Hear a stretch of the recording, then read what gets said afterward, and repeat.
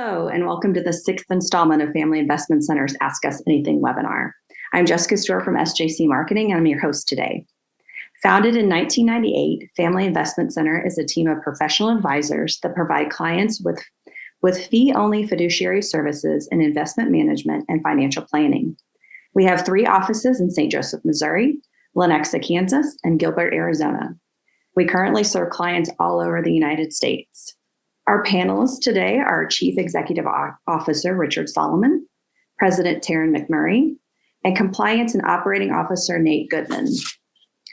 These panelists will be fielding questions from the question and answer section in Zoom. If you would like to submit a question, you can find the Q&A button at the bottom of the screen. Click on the button to type your question, and our panelists will answer the questions at the end of the presentation. You will stay anonymous to the viewers, and we will try to get to everyone's question. Now for the legal disclaimer. Family Investment Center is a registered investment advisor, and the opinions expressed by the panelists on this show are their own. All statements and opinions expressed are based upon information considered reliable, although it should not be relied upon as such. Any statements or opinions are subject to change without notice. Information presented is for educational purposes only and is not intended to make an offer or solicitation for sale or purchase of any specific securities, investments, or investment strategies. Investments involve risk and, unless otherwise stated, are not guaranteed. Information expressed does not take into account your specific situation or objectives and is not intended as recommendations appropriate for any individual. Listeners are encouraged to seek advice from a qualified tax, legal, or investment advisor to determine whether any information presented may be suitable for their specific situation. Past performance is not indicative of future performance. So I'm going to go ahead and mute myself, and I'm going to let Richard take over. All right. Thanks, Jessica. All right. I'm going to share my screen here. There we go. So welcome back, everyone. This is a topic that comes up regularly that we deal with clients on, and we thought it would be a perfect Ask Us Anything webinar topic for us to discuss with you all. And it's based around 2 books. One is called Raising Financially Aware Kids by Sarah Allison and Jonathan Knapp. And the other one was Raise Financially Aware Kids by Jack Jonathan. And on top of that, we've got well over 100 years of combined team experiences helping clients navigate these kids and money issues. And so we're going to be talking, it'll be a lot of stories. Let's put it that way. A lot of stories. So one of the things that I want to start out with is the concept of, does it feel like you have more questions than answers? Because the reality is there is no right answer when it comes to dealing with your kids and money. Every personality is unique. Every situation is unique. I warned my own kids as they were growing up. I have a son who's 22 and a daughter who's 20. The son has already gone into financial planning and graduated with his degree in financial planning and passed the CFP exam. My daughter's a sophomore in the same program. So I'm giving both of my kids to the profession, as it were. But I warned them that having a father who's a CFP professional has the potential to have side effects, because I feel like I need to practice what I preach when raising my own kids. So they've been exposed to a lot of this. So here's our agenda as far as the topics we'll cover. And the first thing, I'm not going to read all these to you, but the first thing that should pop up is it's a lot. And one of the things we talk to clients about all the time is that their lives have been more financialized than they realized. And what I mean by that, our grandparents or great-grandparents would not even begin to understand the world that we live in around money right now. It is just much more complicated. There's many more choices to make. So if you feel like it's just difficult to keep up with it all, you're not alone and you're not unusual. Everybody feels like that. One of the mistakes I made early on in my career was thinking that smart, educated people wouldn't need our services because they'd be able to do all this themselves. The reality is dealing with money is a specialty now, just like being a plumber, an electrician, a carpenter, whatever. And we can't be experts at everything. So just understand that all these topics that we're talking about, we're going to go through these things. They're all part of dealing with money in your life. So consider these questions. How was your own experience with money growing up? Do you want your children to learn financial responsibility? Every parent wants their children's future quality of life to be as good or better than their own. They want their children to have the tools that they need. And the question is, do you need help guiding your children in this process? Literally, for those of you that are our clients, you may or may not remember the second question that we ask every prospective client in the first meeting is, how did your parents handle money? Because it has a huge influence on how you develop and where you end up in your own money life. So there's basically 5 things that kids need to know about money that we're going to be talking about. The first one is, what is money? My story on that is my son RJ, when he was 2 years old, I'm a pilot and I was flying him and my wife and my son out to, we were heading out to Las Vegas, and we stopped at a little airport in Northeast Arizona for a fuel stop. And so he's 2 years old. He goes walking in front of me into the FBO, the fixed base operator, where you pay for the fuel. And he marches right up to this little kiosk that had peanuts and chips and everything on it. And he grabs a bag of peanuts. He turns around and he says, "Dad, I need money." So that was when I realized that we needed to start talking about things, because he was already getting the concept at 2. The second thing is, what do things cost? And there was a trip to Alabama with my daughter where she was a competitive cheerleader, and we had a competition down in Orange Beach, Alabama. So once again, I was flying us down there. And I don't know how the topic came up, but she asked me something about what it cost to fly. And when I told her the number, she was flabbergasted, because she had no concept that it cost that much money. But that's something that you need to learn. The third is, what is something worth? And that's going to be different for everybody. That's not a universal definition. What is opportunity cost? What do we give up when we make a decision to spend money on one thing versus another? Again, not a black and white topic by any stretch of the imagination. And then, what are the tools for success? We're going to spend a lot of time on this webinar before we get to the Q&A part, talking about the various tools, the piggy bank, the savings accounts, investments, etc. So one of the things that as a child you have to learn is, how do I earn money? You teach your kids about getting income. Allowance is one of those things. And parents often agonize over, how should they do allowances? How much should it be? Should there be any kind of requirement for work for the allowance? Or is that just kind of your first exposure to money? I'm kind of the opinion professionally that doing an allowance is just that, an allowance. It's not really something that you earn money for. And if it's going to be, then you start doing chores and various things like that you kind of start to learn the concept of it being a job or being work, that kind of thing. There's no right or wrong on that, but that's how we kind of approached it in raising RJ and Alexa. Typically weekly makes the most sense for young kids, trying to think a month at a time. That's like, several lifetimes to them. So once a week on a certain day at a certain time probably makes the most sense. And the amount is just going to be up to you. There really is no right number, whether it's, $1 or $2 or whatever. The essential thing you're wanting to teach your children is that money has value and you need to have money to buy things. Encouraging your kids to earn money. I know my own experience. My parents bought a small town Western auto store in Northeast Nebraska when I was 9 years old. I kind of call the Western auto store back in the day was like a baby Walmart for small towns. Pretty much had everything. Well, I started working there when I was 9 years old. And by the time I was in junior high, when mom and dad would leave like on a 3-day buying trip on a Friday, Saturday, Sunday, I would get out of school on Friday, ride my bicycle the 5 blocks from the house to downtown to the store, unlock the store and run it while they were gone on that Friday and Saturday. And so I learned a lot of responsibility at a very young age. There's been quite a few studies on the fact that, children who grow up in an entrepreneurial family, a business owner type family, tend to be more likely to be business owners themselves. And I know that's been the case in my own family. There's 4 of us, and all of us have been business owners at one time or another.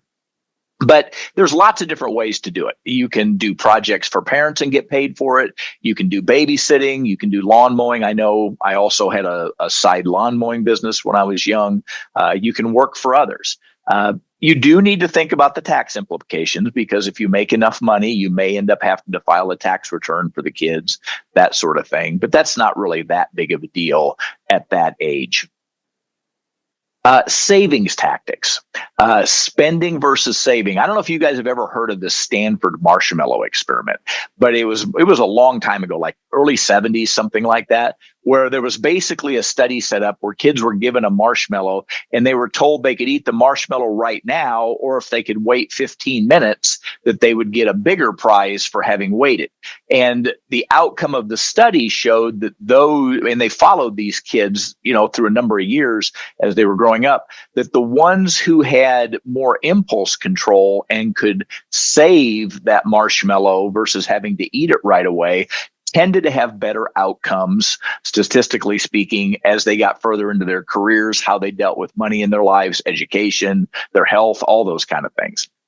So there's 3 rules of saving, basically every time. What we mean by that is build it as a positive habit. The things that we automate in our lives, talking about, on number 3, they're just do it. And typically the amount, if you can save 10 and invest 10 to 20% of what you make as you go through life, you're going to have something left at the end. You're going to be financially typically in pretty good shape, unless there's some really bad luck involved. Rules for getting your kids to save. One of the tools that we used with our kids was called the Money Savvy Pig. And let me see if I can bring that up here. Yeah. So this is on Amazon. You can buy these on Amazon. And when you look at it, it's got a save slot, a spend slot, a donate slot, and an invest slot. And we use that as a tool to help the kids start to learn, investing is for the long term, like for their college education. Saving is for the short term, like there's a picture of a bicycle on there. You're saving for a bicycle. Spend is what you get to enjoy now. And then there's a donate portion, a charity portion, that kind of thing. So it works, that Money Savvy Pig works pretty effectively as a tool for helping them to get that concept. Save for something exciting. I remember with the kids, one of the things we did is we had them save money for souvenirs for vacations so that they could buy some of their own souvenirs. And you can also have a matching thing. I remember on my first bicycle with my mom and dad that I saved some of my money and they contributed for my birthday the rest of the money for me to buy my first bicycle. Those kind of concepts can be helpful. All right, let's talk about bank accounts. So considerations when opening a bank account. One is how you own it. Owning it jointly versus it being a custodial account. The custodial account means it has to be turned over to them at 18 or 21. Having a checking versus a savings account, either one can be fine. Checking, and typically both of them now you can get debit cards with, and then tying to your bank for account visibility. This is something I still do. Both of my young adult kids, their accounts are tied to mine. So when I log in, I can see whether there's any problems or not, any potential overdrafts, things like that. Getting your kids involved in opening the account. So there's a story involved in this. I was raised Catholic, and the first big cash haul for every Catholic kid is First Communion. I was 7 years old, so this would have been about 1970. And I probably got $30 or something, which, to a 7-year-old in 1970 was more than all the money in the world. And then my mother proceeds to drive me down to the local small town bank. And I walk into the bank with my money, I hand them my money, and I get a book back with numbers on it. I got to tell you, I don't remember being tremendously happy about that, but that was mom starting to teach me about earning interest and putting your money in the bank and things like that. So when it comes to bank accounts, you need to teach your kids about deposits and withdrawals. And one of the things to be aware of, kids are pretty savvy when it comes to this stuff. I know especially my 20-year-old daughter is still living at home while she's going to college, and her friends use Venmo all the time. They'll go out to dinner. One of them might pay for it with a credit card or something else, and then the rest of them will just Venmo the money. And so they just don't deal with cash the way we did.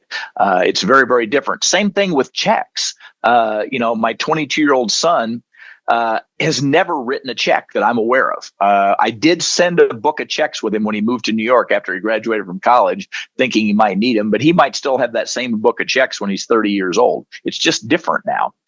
Reconciling their accounts. Most people don't keep a check ledger, so reconciling is different than it used to be for us. And understanding the concept of overdrafts and realizing that you can't spend more than what you have in the account.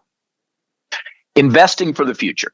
We're not going to spend a lot of time on this here. Bottom line is they eventually need to learn about stocks and bonds and mutual funds and exchange traded funds. A lot of the same things that, you've worked with us as clients on at learning about. One of the kind of cool things that if you take nothing else away from this, the rule of 72, the whole compound interest thing, helping them understand why they put money into investments. The rule of 72 is really simple. If you divide 72 by the interest rate that you make, that's the number of years it takes for your money to double. So if you're making 6% a year on your money is going to double in 12 years. That's, if you're making 3%, it's going to double in 24 years. So, you can impress your kids with the fact that you understand the rule of 72. But as you, gain sophistication, you learn about market risk, liquidity risk, diversification, all those kinds of things. You can open up investment accounts jointly with your kids. Once again, you can do a custodial account like you can with a bank account. But once again, that has to be turned over to them at 18 or 21. Sometimes that's advisable, sometimes it's not. And if they have earned income, you can also do a Roth IRA account. And that's something that you can learn more about. Understanding expenses. Talking to your kids about needs and wants. It's not all that simple. I know my daughter Alexa, in her spring of her freshman year of college, took her second basic financial planning class. And one of the projects for that was you had to go over a parent's finances with them. And so this was kind of the first time I'd really ever kind of completely opened the hood and let her look under it of what my personal finances were like. And I remember her most interesting comment after we were done is she asked me, "Why don't you own a bigger house?" And I said, "Because I don't want a bigger house." Under the needs versus wants thing, I got all the house that I need and I don't want any more. And so, learning that just because you could buy a bigger house doesn't mean that you necessarily need to. So, you have to make your kids aware of what things cost, that you have to earn money to pay for it. Once again, that's where we talked about those early projects, that kind of thing. Making kids aware of your budget, talking with, one of the big ones, a good one is vacations, because most of the times kids they really don't understand how much it costs to go on vacation. And, you setting money aside to pay for that can be a good kind of learning lesson. Giving them budgeting responsibilities, whether it's lunch money for school, buying some of their own school clothes, saying, "Hey, this is how much money we have to buy school clothes this year. Let's go out and figure out what we can get you." Having them track their income expenses. And this is the big one, guys, allowing them to learn from their mistakes. Because the reality is some of this stuff doesn't sink in life until you mess it up. And I'd much rather have them mess it up small when they're 12 years old and blow all their money on one souvenir on vacation and then not have any more to spend on the rest of the vacation than to have it happen when they're 25 or 30 or even older and end up declaring bankruptcy, those kinds of things. So, to me, a big part of the job of the parent is to set the boundaries. And as they get older, those boundaries need to grow. And so letting them learn their own lessons sometimes is a valuable part of the process. All right, building credit. Teaching your kids what credit is and how to use it. Credit scores range from 300 to 850. In a minute here, I'm going to show you a slide on that. And then establishing credit. The way I handled this with my own kids, when they started driving at 15 or so, 16, I got them as an authorized user on one of my credit card accounts. And that gave them a tool to buy gas, things like that. And so they started using it then. And then once they turned 18, I had them get their own credit card with me as a joint owner. It was primarily in their Social Security number, but I was backing it up because an 18-year-old still in high school isn't going to really qualify for a credit card. But by doing this, they start to build their own credit rating, and they realize that they have to, if they put it on there, they have to pay it off. My daughter is really, really good at this. She knows exactly what she's putting on her credit cards. And then as they get a little further down the road, buying the first car, for instance, and, an installment loan once they're adults, you may have to co-sign for it, or if you're willing to do that and they're being responsible. But installment loans help with the credit score even more than credit cards do. And as we look at FICO scores, Fair Isaac credit something is what FICO stands for. But basically, excellent is 750 to 850, good is 700 to 749, fair is 650 to 699, and anything below that is considered poor. And the things that make it up is 35%, the biggest percentage is timeliness of payments. Your debt to credit ratio is 30%, length of credit history, 15%, and then the quantity of recent inquiries and the credit account mix. Those are the things that make up your score. So to build and maintain good credit, start building it before you need it. That's why I did it when my kids were 18. Start small. You don't have to have big loans. If you're having problems, communicate with your lenders. This is a very, very, very big deal. They'll work with you, and it doesn't put as big of a ding on your credit report as what it might otherwise. Keep your credit card utilization to 30% or less. That keeps your score up. Pay on time all the time, right? That makes sense. Having a good credit account mix. Some credit cards, a mortgage, a car loan, all of those things add in. Don't open a whole bunch of credit cards and then don't close a whole bunch. I always recommend having at least 2 credit cards once you're an adult, just because an account could get compromised. Most people typically carry 3 or 4, but you don't need a dozen. You don't need 2 dozen. That gets messy. Take your credit seriously. Manage it. Don't open a whole bunch of accounts at once, and then check your credit regularly. And the irony here is you want to use annualcreditreport.com, not freecreditreport.com, because freecreditreport.com is not free. Under annualcreditreport.com, you can request each of your credit reports from the 3 credit bureaus once a year. So it's Experian, Equifax, and TransUnion, I think, are the 3. And so you can go in like every 4 months and request one of them and kind of have a running total. Debt and borrowing. There's basically the one lesson I want you to take away from this is there's 2 kinds of debt. There's good debt and there's bad debt. This is the lesson you can share with your children. Good debt helps you purchase an asset that holds or increases in value. Typically, for most people, the only asset that's going to fall into that category that they own personally is their house. An asset such as a car, it's going to depreciate, but it's also going to allow you to get to work and earn money and pay off the loan and live your life, etc. You can borrow money to purchase or expand a business, and that can turn out to be a good use of debt. Borrowing to get an education. As long as that education ends up having a greater value than what you spent on it, it doesn't make sense to spend $200,000 on an education that doesn't qualify you to make enough money to be able to pay the debt back that you took on to get it.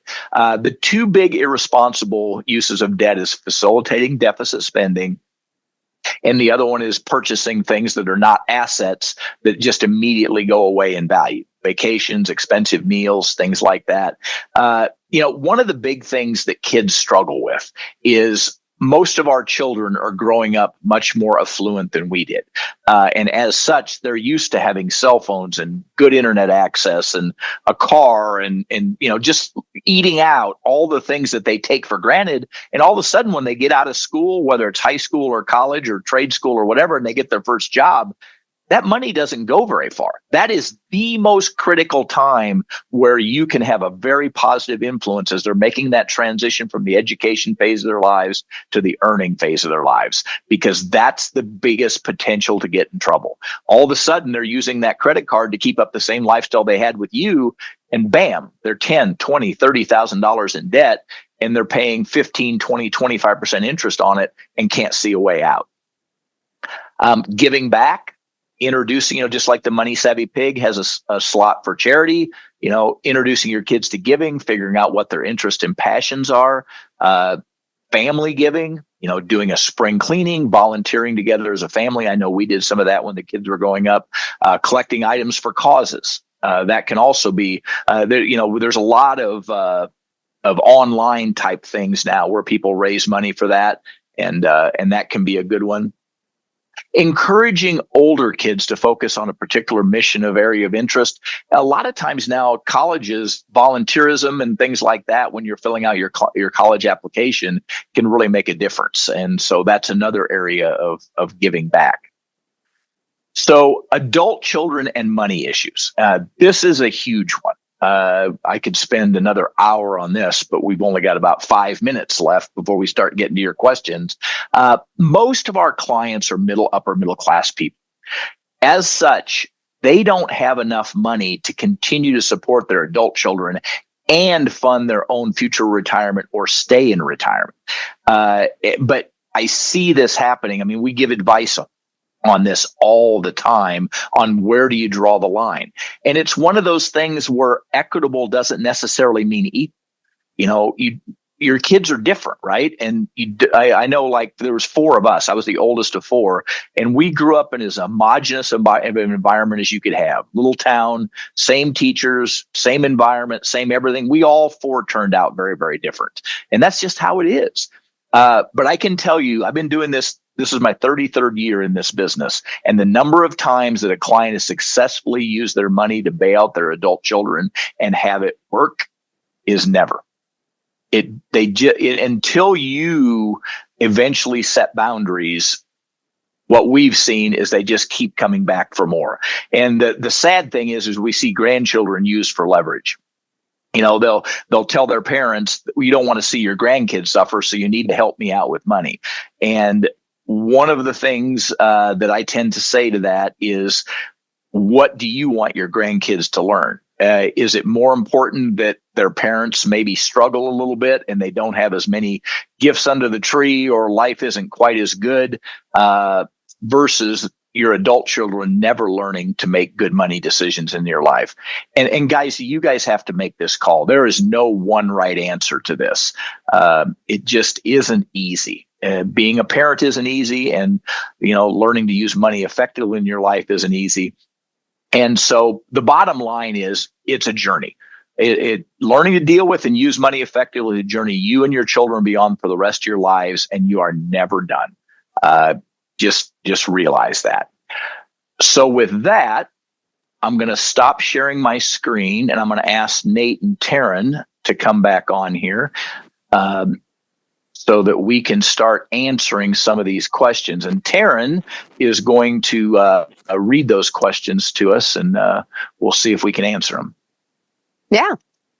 All right. Well, let's kick it off with this first question, which is, what is the best way to set up bank accounts for children? And I know, Richard, you kind of touched about this one a little bit in your presentation, and you having seen your kids through the childhood years and into adult childhood years, you may have a bit more experience on this, but we'll let you start with it. Let's start with it. Well, I really, one of the best things because the way I set it up for my kids, we set them up as checking accounts, not as savings accounts, to start with. As I said, they don't write checks. I don't think either one of them's ever written a check that I'm aware of, but it was both of us owning the account. It's a joint account, me with the kids. That way, the account shows up in my online feed, and I can see what's going on. I can see what the transactions are, that kind of thing. So I highly recommend that. And then the next step was, once they got to a point where they were building up some money in the checking account, That's when we then set up a money market account or a savings type, a higher interest earning account. And so then they had two. And the third step then for my daughter, as it continued to grow, is started having her buy a few CDs. And so it was kind of a 3-step process in terms of doing that. Yep. Yeah, We started. I agree, Richard. Oh, go ahead. Yeah. I mean, it's all to me about getting the kids engaged, right? You want them to be aware of their money situation, get them involved, and then over time, they will eventually become more responsible. And so I like that multi-step process. I mean, my kids are on the early stage of life. I mean, 2 and 4 years old. And so, eventually we'll get to the point of opening a checking account. I remember, when I was in elementary school, same situation as Richard's story of marching some cash down to the local bank and getting a deposit slip showing, that I have money in a bank account, but I no longer have anything to hold on to. It's like, what's going on here? That kind of thing. But then over time, you get to see, a little bit of interest build up, and then eventually, CDs and things like that. So it's all about getting them engaged and seeing the process from start to finish. Yep. I've got 2 kids. We each kind of have kids in different stages of life, and my 2 kids are 16 and 9. My 16-year-old could have a whole wad of cash and it would just sit there. She was perfectly fine with that. And so we kept hers in the piggy bank, like what you talked about, Richard, for a while. But at age 14, we opened up her checking account because that's when she was going to start doing just a little bit of work within our small community. And so she needed that account for the direct deposit. And she was at that point in life where she was ready to go shopping with friends. And I was not going to fund that. That was a great opportunity for her to practice some of her own spending. So we set up that checking account, whereas my younger one, my 9-year-old, we set one up for her a lot earlier than my oldest one, simply because if she had cash in her hand, it wasn't going to stay there very long. So for her, if it was out of sight, it was out of mind. And it had a great effect for her because she was able to start practicing math skills with as she added money, adding it to the balance, or when she was spending money, subtracting it. And there was something about seeing that number go down when she spent her money that she didn't like seeing the smaller and smaller numbers. So worked out well with when we started them for both of our girls. All right. The next question, if my adult children and grandchildren do not need any money from me, would it be better to go ahead and give them the maximum gift tax exclusion amount each year, or to let them wait until I pass away when they'll inherit it anyway? That's a great question. That's a great question. Because the very first criteria that I would apply in this from a financial planning perspective is, do you need the money? It's less important that you're maximizing the gift tax exclusion than it is to make sure that your needs are going to be taken care of. If you're married, you and your spouse, for the rest of your lives, and to have a cushion and a comfort factor in that. Once you get beyond that, and a lot of our clients are beyond that, then it really depends on sort of their money personalities. There can be a tremendous amount of value that people get from seeing the people they love getting benefit from that money while they're still here, as opposed to after they've passed away. And, one of the things that we've seen a lot of, especially post-pandemic, post-COVID, is those grandparents or parents that have the resources paying for family trips where they get to have an experience with their kids and grandkids, and that can be a lot of money when you're taking, 15 or 20 people on a cruise or on a vacation, that kind of stuff. But we've heard them report back to us over and over again just how valuable that time was.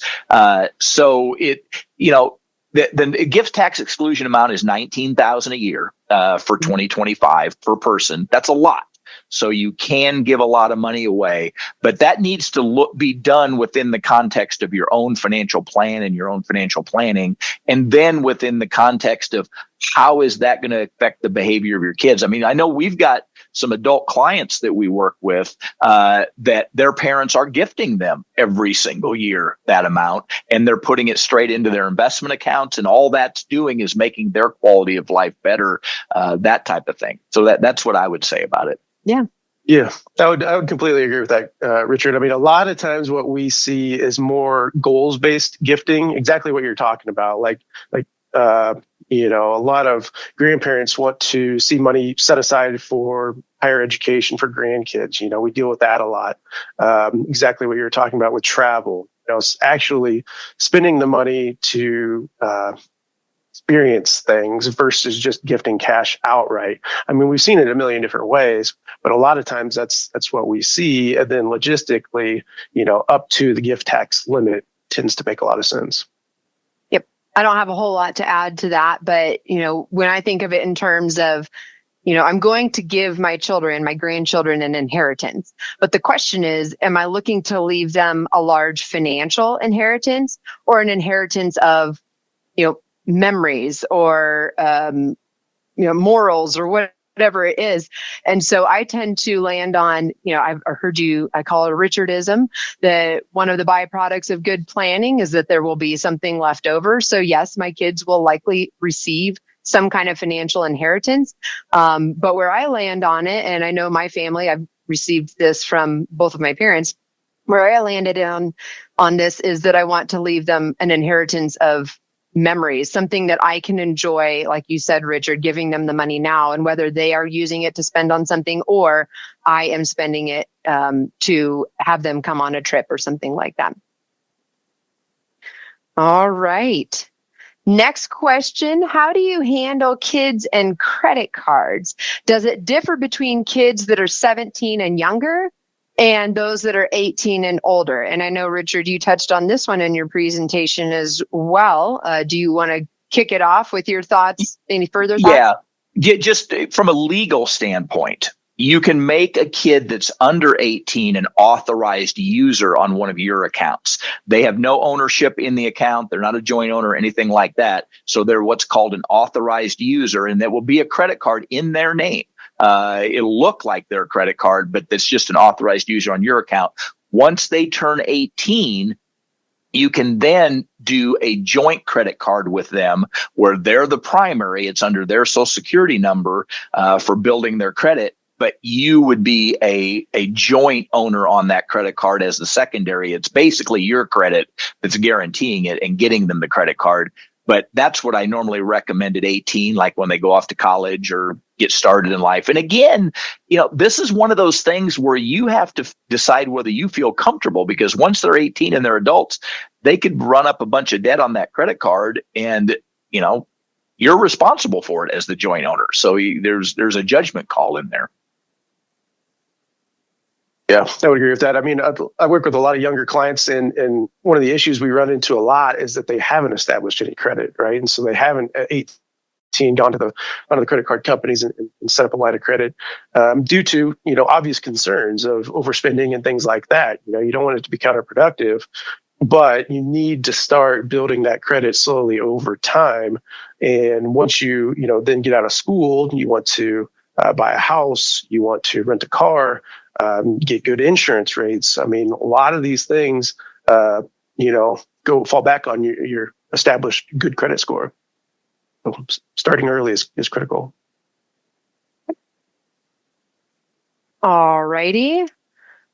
When should I start investing in a 529 college savings account for my children or future children? And is it better to invest in a 529 plan or in a custodial account for my children's future?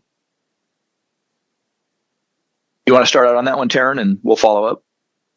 Sure. Well, kind of what you talked about, return on investments, compounding interest. The sooner you start the account and start making contributions, the better from a standpoint of the money having more time to grow, more time to earn returns.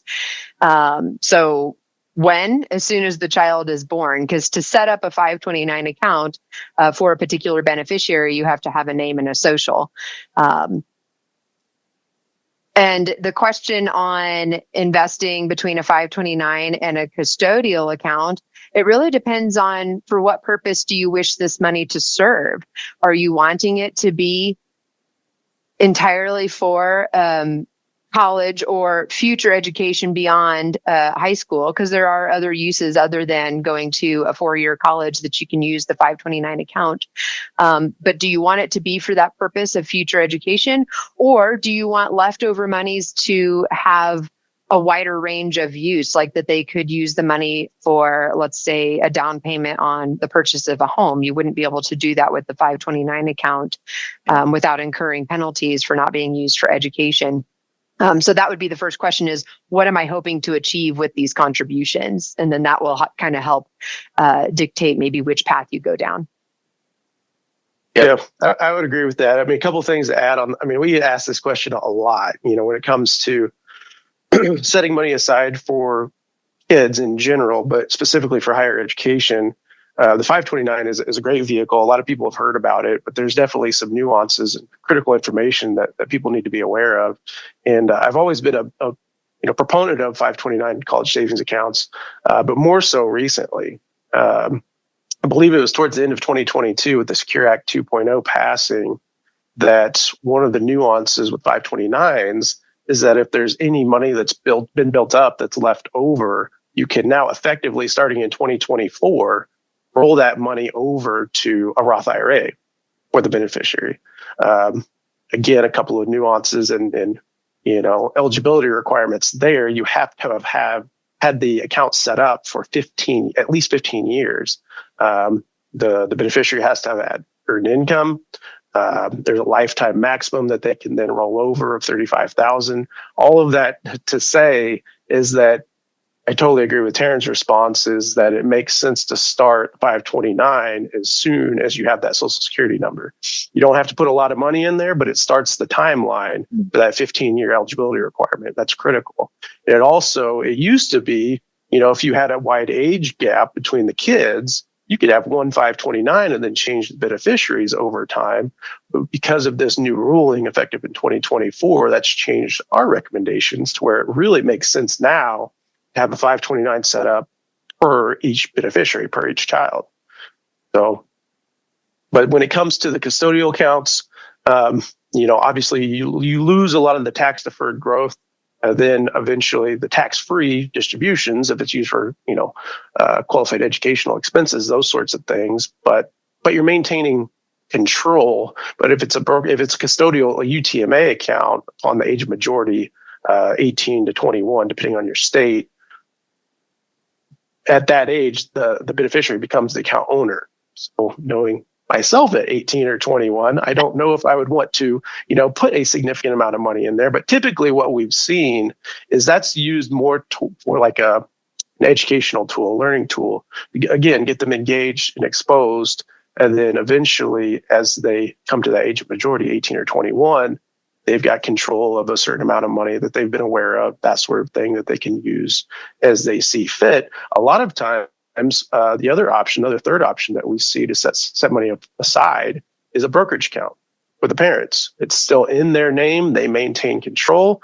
Again, you lose the tax advantages of the 529, but that's why you do it. You maintain control. And then you can distribute the money at certain life events, marriage, college, birthdays, whatever you want, or use it to fund a 529 account later in life once you have a better understanding of the direction of that particular child.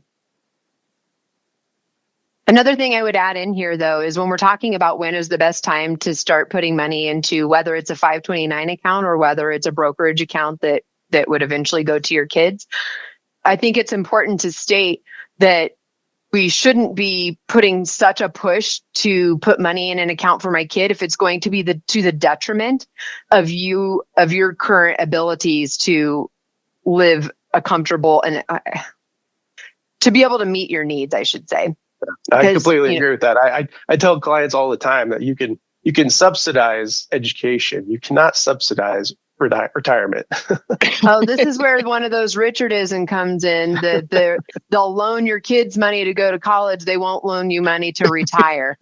I'll probably have Exactly. a number of Richardisms still coming out, but there's another one. So I just wanted to throw that in there because I've heard clients that might be more on the starting end of just trying to get themselves in a really good place, trying to force the issue of contributing to 529.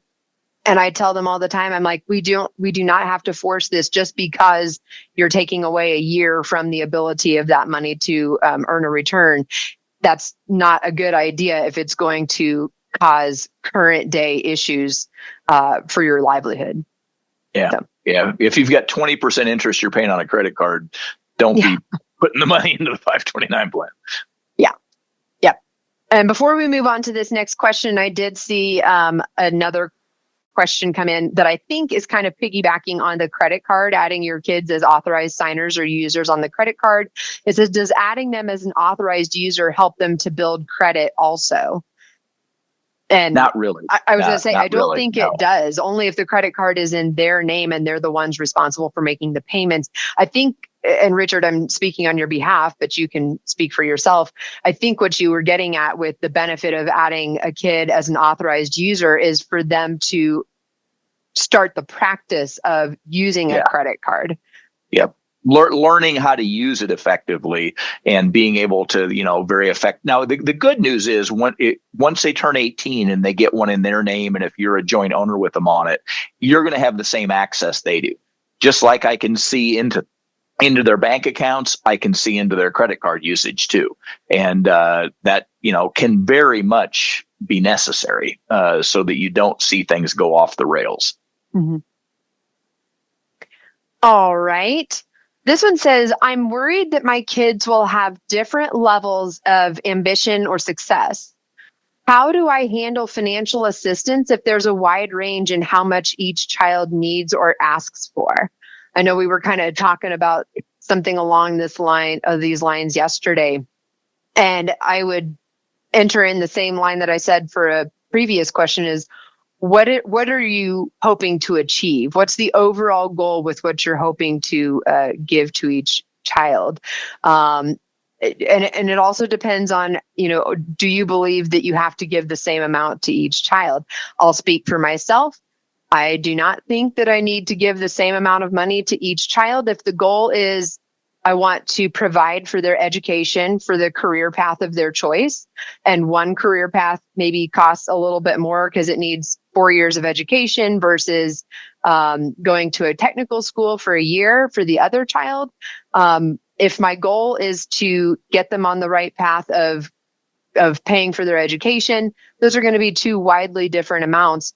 But there's always this idea that if you don't wish to have that gap be so wide, just because you've paid a lot for education for one child and not as much for the other child, maybe you even the scales, if you will, a little bit by maybe contributing to, like what we were talking about, to a brokerage account for the child that didn't cost as much for their post-high school education, or whether it's maybe starting them off with contributions to a retirement account if they're eligible to contribute to a retirement account.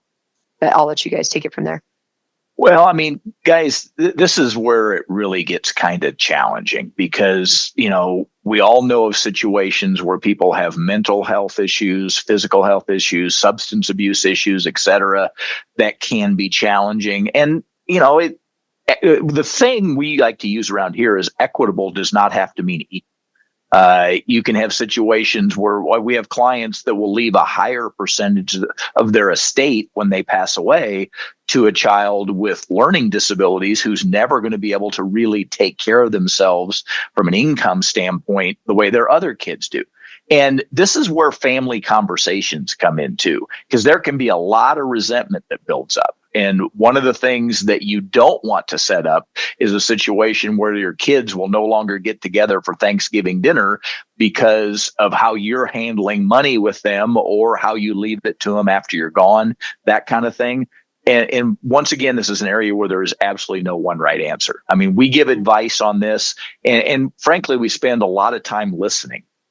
in these types of situations, because it's really easy to come up with a flip answer and just say, well, just do this without thinking about the unintended consequences. And so this is where how good the quality of communication is with your children, whether they're still adolescents or whether they're adults, that you can talk about these things. One of the things, this is a bit of a tangent, but one of the things that we often recommend to clients as they're aging is to talk with their adult children about what are the things that we have that you would actually want.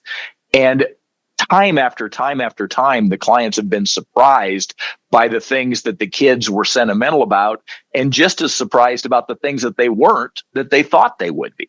And so if you have the kind of relationship with your kids where you can talk about these things openly, that's the path that you want to go down. And I know of some situations we've got where one adult child is going to end up being responsible for another adult child who can't handle things on their own. And so more is given to that child because they're going to have more responsibility. I mean, as many different situations and scenarios as you can think of, there's going to be that many answers to the question.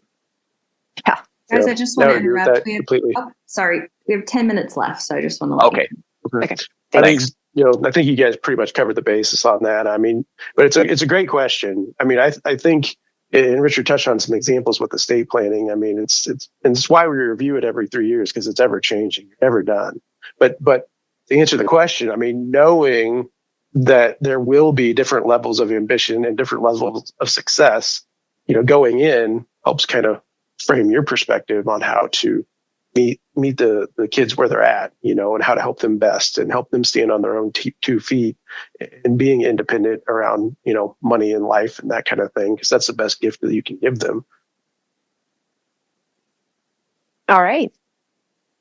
Again, Richard, you kind of touched on this one a little bit, but what are your thoughts on Venmo for kids?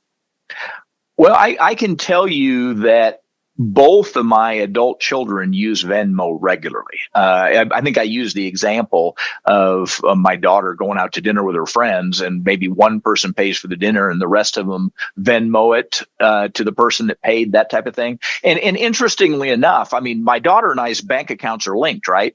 But if I pay for something for her and she's planning on paying me back, it's more comfortable for her to Venmo me the money out of her bank account than it is to just transfer it to my bank account, even though she has the ability to do that. Our kids are growing up in a world where things like Venmo are the norm. And so teaching them how to use the tools that can be effective in living their life, that's kind of like one of the old basic blocking and tackling tools like checking accounts and savings accounts were. So I think it's pretty useful. And really, it doesn't have, I don't think, a lot of potential problems. And kids have really started to use it as an effective tool in terms of sharing money back and forth, using it. I know my daughter uses it for charity. She'll Venmo money to a charitable cause that she believes in, that type of thing. We were just talking about this the other day, and I had said, I was just thinking the other day about, should I get my 16-year-old set up with Venmo where I can help her oversee the use of it while she's still at home before she goes out of the home, and it's inevitable that she will be using it. Because up to this point, we use, I guess, a bit more of an archaic system in that, if she pays for gas to put in her car from her account, I will reimburse her for the gas, used to go to work or school for whatever range of things that we've agreed upon that we would reimburse for.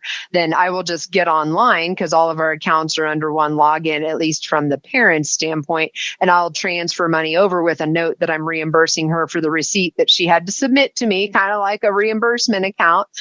She has to submit the receipt to me and write on it what it's for, and then I will reimburse her account with that amount. It's more times that I'm having to reimburse her for things like that, and it's less frequent that she owes me money for something.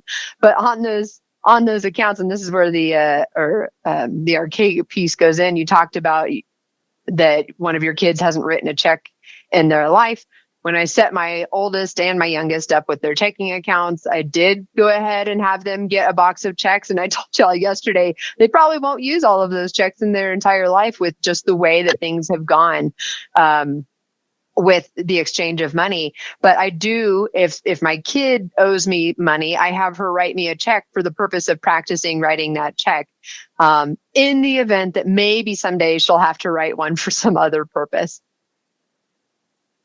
Yeah, I mean, that's the world that we live in, right? I mean, digital money movement, digital payments. I mean, getting them exposed to it as early as possible, I think is important with the proper oversight. I mean, given their age, right? You want to monitor, make sure that there's no overspending going on to a certain degree, that sort of thing. But Venmo's a great tool, allows, a lot of education at an early age, relatively speaking.